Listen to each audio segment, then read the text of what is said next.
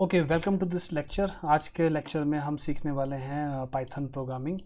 तो Python programming में हम देखेंगे कि कैसे पाइथन प्रोग्रामिंग को हम शुरू करें। रिक्वायरमेंट्स क्या हैं उसको देखेंगे। पाइथन शेल क्या होता है इसके बारे में थोड़ा सा डिस्कस करेंगे। रेपल क्या होता है और हम पाइथन का जो शेल है उसको यूटिलाइज कैसे करते हैं कैलकुलेटर की तरह, और कुछ सैम्पल्स हैं कोड के। तो रिक्वायरमेंट आपका सबसे पहले है कि आप इंस्टॉल कर लें पाइथन को अपने विंडोज़ या लिनक्स सिस्टम पे, जैसा मैंने आपको पिछली बार बताया था इंस्टॉलेशन के लिए। अगर आप अभी भी विंडोज़ या लिनक्स यूज़ नहीं कर रहे हैं और सिर्फ मोबाइल फ़ोन पे टिके हुए हैं तो काइंडली पाइथन की जो ऐप है PyDroid 3, आप उसको इंस्टॉल कर लें प्ले स्टोर से। वैसे मैं रिकमेंड करूँगा कि आप डेस्कटॉप पे आ जाएं जितना जल्दी हो सके। मोबाइल जो है वो आपको एग्जैक्ट कोडिंग की फील नहीं देगा। अपने सिस्टम पे कोड एडिटर इंस्टॉल कर लें। मेरा प्रेफरेंस विजुअल स्टूडियो कोड के लिए रहता है। आप कोई भी यूज़ कर सकते हो, सबलाइम टेक्स्ट यूज़ कर सकते हो, विम यूज़ कर सकते हो, नोटपैड प्लस प्लस यूज़ कर सकते हो, स्पाइडर यूज़ कर सकते हो, ईमैक्स, या आपका अपना कोई और चाहो तो नोटपैड यूज़ कर लो, बट मैं रिकमेंड नहीं करता नोटपैड को। ऐसा जो आपके पास एडिटर है जो आपका काम करता रहे, आप उसको यूटिलाइज कर सकते हो। तो आपके पास स्टार्ट करते हैं Python as an interpreted language. Python जो है एक इंटरप्रेटेड लैंग्वेज है, मतलब कि पाइथन का एक इंटरप्रेटर होता है और वो इंटरप्रेटर जो है आपके कोड को ट्रांसलेट करता है one line at A time. तो जो भी कोड आप लिखोगे वो एक लाइन हर बार ट्रांसलेट की जाएगी और उसको चलाया जाएगा, और उसके बाद नेक्स्ट लाइन को रीड किया जाएगा और उसको चलाया जाएगा। तो आपका पाइथन का इंटरप्रेटर जो है तब तक आपका कोड को चलाता रहेगा जब तक आपने लाइन जो लिखी है कोड की वो ठीक है। जैसे ही किसी लाइन में एरर आएगा आपका पाइथन का इंटरप्रेटर जो है वो रुक जाएगा। जनरली आपको पता लगेगा कि पाइथन के इंटरप्रेटर या नॉर्मल जो इंटरप्रेटर होते हैं वो बहुत स्लो होते हैं, तो आप इसको कंपैरिजन नहीं कर सकते एक कंपाइल्ड लैंग्वेज के साथ। बट अगेन आप देखोगे पाइथन इतनी भी स्लो नहीं है। पाइथन जो है वो बहुत ही वर्सेटाइल लैंग्वेज है क्योंकि इसकी बहुत बड़ी लाइब्रेरी होती है। लाइब्रेरी का मतलब है इसमें पहले से ही बड़े सारे कंट्रीब्यूटर्स रहे हैं जिन्होंने ऑलरेडी बहुत सारा कोड लिखा हुआ है जिसको आप यूटिलाइज कर सकते हो। तो ये आपका एफर्ट को बचाता है। और पाइथन का जो शेल है ये एक ऐसा टूल है जो आपको अलाउ करता है कि आप पाइथन कोड को ऑन द फ्लाई एग्जीक्यूट कर सको। ऑन द फ्लाई का मतलब है आप कोड लिखते जाओगे और उसको चलाता जाएगा। इस यूटिलिटी को हम रैपल भी बोलते हैं। तो रैपल जो होता है read evaluate and print loop होता है। इवेलुएट स्पेलिंग थोड़ी गलत है। तो इसको भी हम देखेंगे। तो मैं आपको एक छोटा सा डेमो देने वाला हूँ जिसमें मैं बेसिक जो आपके पास मैथमेटिकल ऑपरेशन है उनको डिस्क्राइब करूँगा। तो लेट अस सी कि ये कैसे करना है हमने। तो स्टार्ट करने के लिए आप अपने सिस्टम पे आपका जो कमांड प्रॉम्प्ट है उसको ओपन कर लें। अगर आप लिनक्स यूज़ कर रहे हैं तो कमांड प्रॉम्प्ट यूज़ कर सकते हैं आप। अगर आप विंडोज़ यूज़ कर रहे हैं तो डॉस शेल आप यूज़ कर सकते हैं। तो इस शेल में आपने अगर चलाना है पाइथन के इंटरप्रेटर को तो आपको लिखना पड़ता है पाइथन। अगर आप यूज़ कर रहे हैं पाइथन 2, अगर आप पाइथन 3 यूज़ कर रहे हैं तो आपको लिखना है पाइथन 3। तो जैसे अगर मैं पाइथन 2 की जगह पाइथन लिखने की कोशिश करूँ तो मेरे सिस्टम पे पाइथन 2 नहीं है, तो ये कहेगा कि कमांड नॉट फाउंड। बट अगर मैं पाइथन 3 लिखता हूँ तो वो चल पड़ेगा क्योंकि मेरे सिस्टम में पाइथन 2 है। आप जो लिनक्स का डिस्ट्रीब्यूशन यूज़ कर रहे हैं उस पर डिपेंड करेगा कि आपने कौन सी कमांड यूज़ करनी है। तो आपके जो डिस्ट्रीब्यूशन है उसमें पाइथन 2 भी हो सकती है और 3 भी हो सकती है। तो जैसे मैं पाइथन 3 स्टार्ट करूँगा लिखा हुआ आएगा आपके पास पाइथन 3.2, 3.8.2। तो ये आपके पास पाइथन का वर्जन है। ये जो 3 एरो दिख रहे हैं ये शो कर रहा है कि अभी आप पाइथन के शेल के अंदर हैं और आप जब जो भी चीज़ लिखने वाले हो पाइथन का इंटरप्रेटर जो है उसको इवेलुएट करने वाला है। तो यहाँ पे मैं कोड लिखना शुरू कर सकता हूँ। तो मैं एक सिंपल जैसा कोड लिखता हूँ जो कि एक छोटी सी कैलकुलेशन होगी। फॉर एग्ज़ाम्पल मैं लिख सकता हूँ 12 + 14। तो आप देखोगे आपके पास इंटरप्रेटर आपको बोलता है 26। तो ये अब पाइथन का रैपल शुरू हो गया है। तो पाइथन क्या करेगा, मेरे कोड को रीड करेगा, फिर उसको इवेलुएट करेगा और उसको प्रिंट करेगा। तो जैसे मैं लिखता हूँ 144 + 144, तो 288। तो इसने मेरे कोड को रीड किया, फिर उसको इवेलुएट किया और उसका आंसर को प्रिंट किया, और ये लूप कंटिन्यूसली चल रहा है।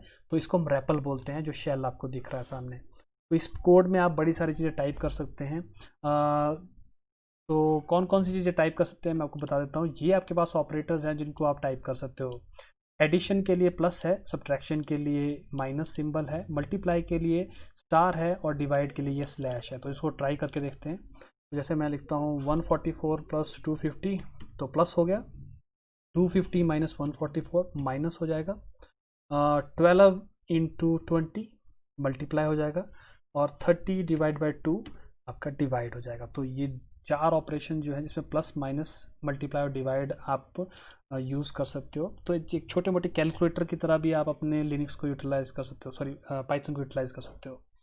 सबसे अच्छी बात क्या है कि पाइथन का इंटरप्रेटर जो है बहुत बड़े बड़े नंबर्स को सपोर्ट करता है। तो अगर मैं बहुत बड़ा नंबर लिखने की कोशिश करूं और उसमें एक बहुत बड़ा नंबर ऐड करने की कोशिश करूं, तो पाइथन के लिए ये भी बायां आपका खेल है।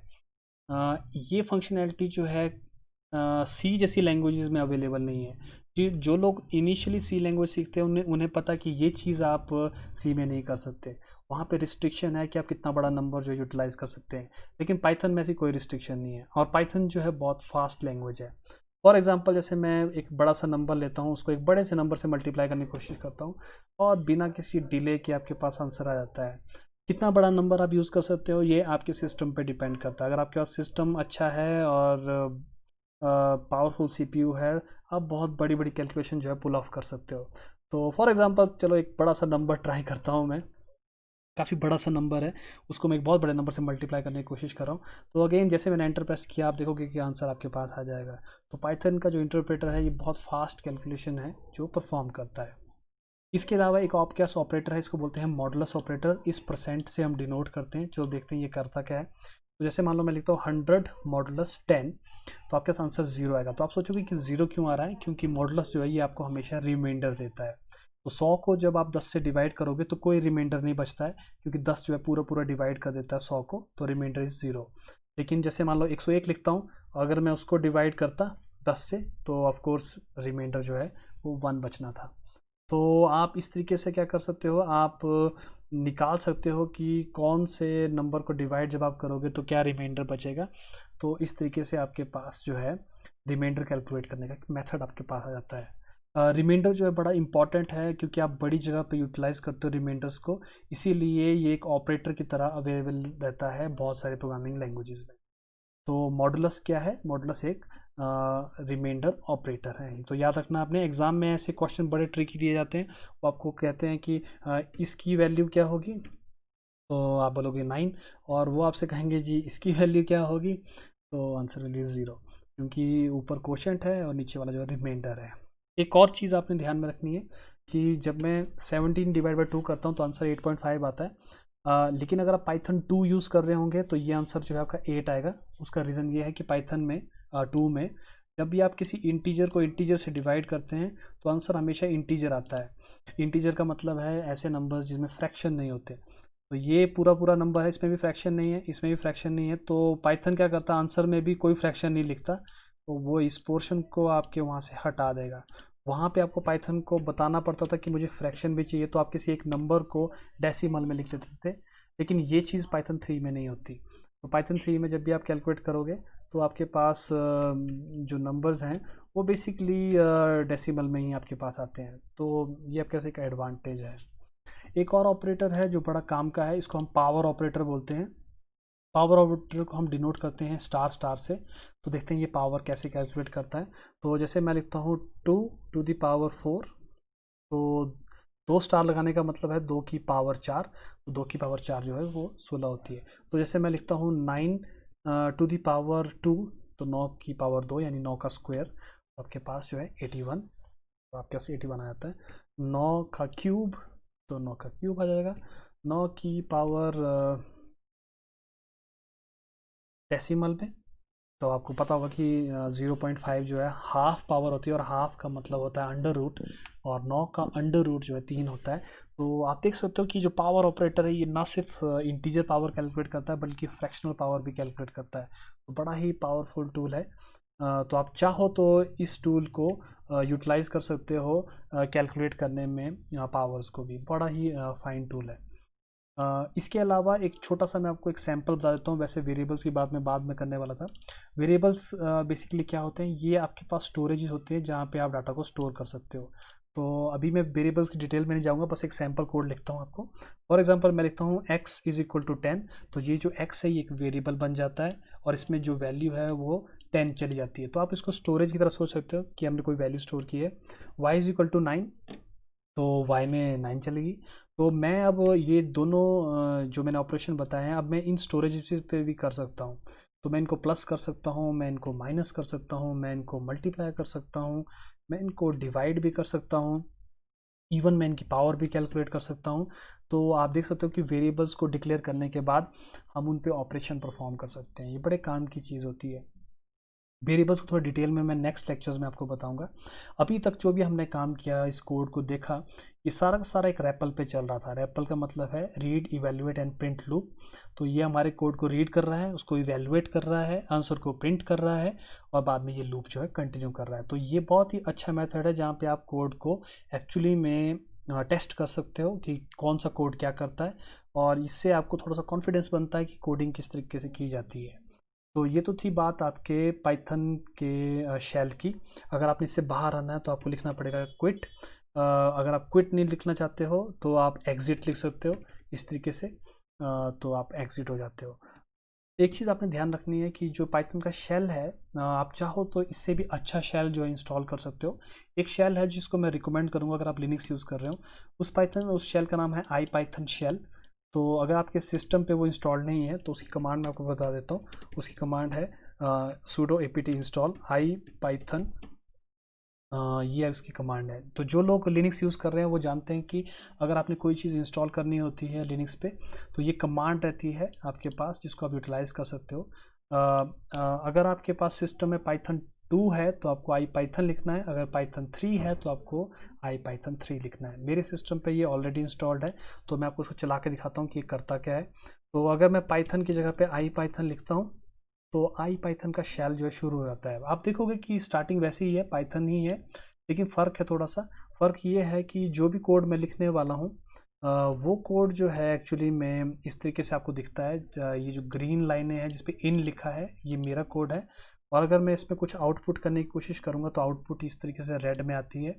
तो थोड़ा सा आपको पता लगता रहता है कि कौन सी कमांड की क्या आउटपुट आ गई थी। इसके अलावा आई पाइथन का शेल जो है आपको बहुत सारी और यूटिलिटी प्रोवाइड करता है, जिसको मैं किसी और दिन आपके साथ डिस्कस करूंगा कि वो क्या क्या एक्स्ट्रा चीज़ें प्रोवाइड करता है। बट ओवरऑल ये एक बेटर शेल है as compare to normal Python. तो ये आपको जो यूटिलिटी प्रोवाइड करता है वो सच में काम की यूटिलिटी है। इसका एक और एक्सटेंशन है जिसको हम जुपिटर नोटबुक बोलते हैं, और वो बहुत ही यूज़फुल फीचर है। उसको भी मैं एक दिन आपको साथ डिस्कस करने वाला हूँ। तो अगर आप अपने सिस्टम पे आई पाइथन रखने वाले हो तो मैं आपको रिकमेंड करूँगा कि आप आई पाइथन को यूज़ करें। अगर आपने इससे एग्ज़िट करना है यू कैन टाइप एग्ज़िट, और आप बाहर निकल जाते हो आई पाइथन के शेल से। तो चाहे आप नॉर्मल पाइथन का शेल यूज़ करो या आई पाइथन का शेल, है ना, आई थिंक दोनों ही बेटर है आपके लिए प्रोग्रामिंग के लिए। तो ये बेसिकली कंक्लूड करता है थोड़े से बेसिक ऑपरेशन, जैसे मैंने आपको बताया मैथमेटिकल ऑपरेशन मैंने आपको बताए थे, plus minus star divide modulus and power.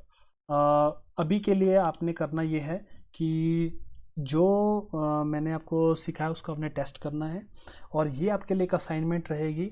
आपने इस कोड को रेपल में लिखना है, और जो भी आंसर आएगा वो आपने स्क्रीनशॉट लेके सबमिट करना है आपके गूगल क्लासरूम की असाइनमेंट में। ये सबके लिए कंपलसरी रहेगा इस बार। और इस बार मैं बिल्कुल आपको इसमें कोई चॉइस नहीं देने वाला हूँ।